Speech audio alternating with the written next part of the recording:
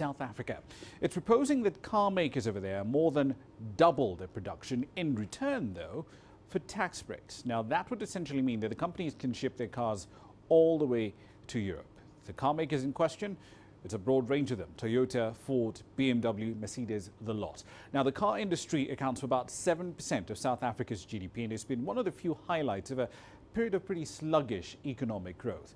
With talks underway, though, the two parties are at odds on a number of issues, particularly the government's targets for what it wants the industry to achieve by 2035. Now, according to the director of NAMSA, Nico Vermeulen, a production increase over that period to as many as 1.5 million vehicles a year is just over ambitious. So then let's get the latest details on what's going on in South Africa. Angelo Coppola joins us now live from Johannesburg with more data on the story. Angelo, let's start with some history, some current context. Walk us through the incentives the industry enjoys now. I know they end in 2020, but what is in that package and how does it work?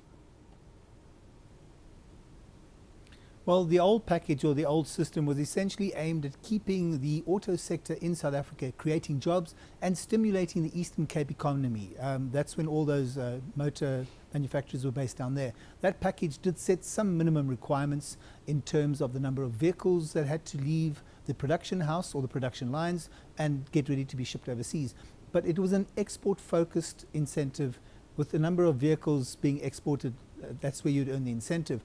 The new proposal is for more local content, something which some of those manufacturers weren't really that excited about.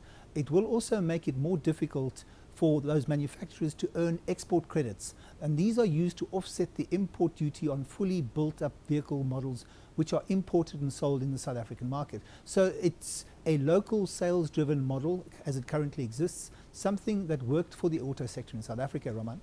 Indeed. So the car industry, though, they don't agree with the government's target of producing 1.5 million vehicles a year by 2035. For our viewers' context, I should point out South Africa produced about 600,000 or so vehicles last year. So what are the reasons for disagreeing with this number?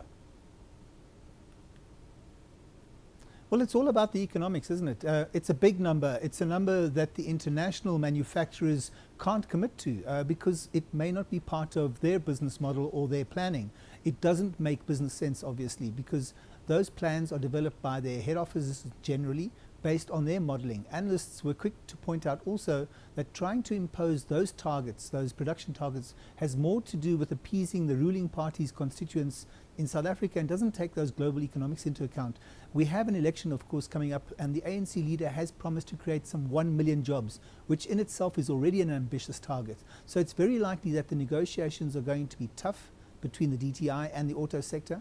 And of course, in the back of their minds will be the decision by General Motors last year to pull out of South Africa. Raman?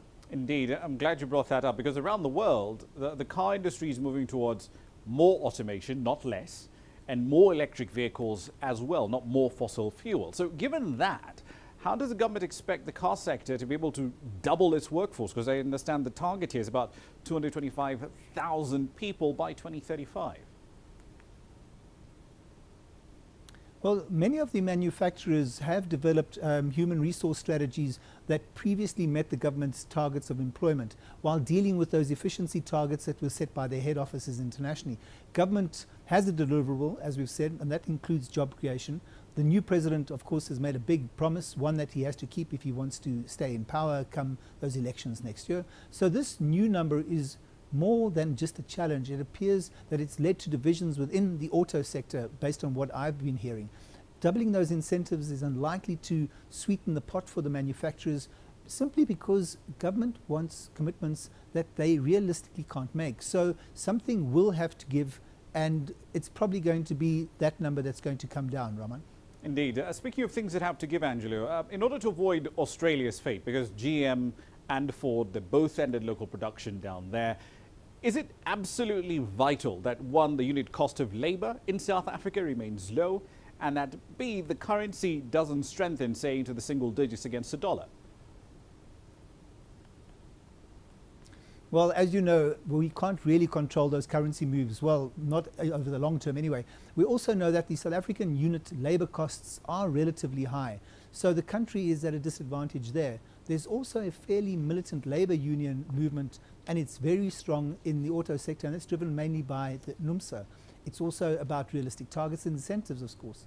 Now, talking about incentives, you'll remember that GM pulled out of South Africa last year, saying that they were consolidating production lines internationally. Well, the new owners of Opel, who also own Peugeot and Citroën, will begin assembling cars, wait for it, in Namibia.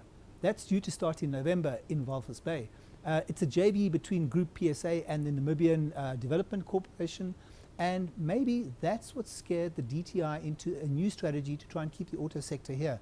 They'll obviously have to tread very carefully if they don't want to lose some of the auto sector manufacturers to those Namibian incentives, Raman. Indeed, we'll leave there for the time being. Angelo Kupele, they're live in Johannesburg. Thank you for that.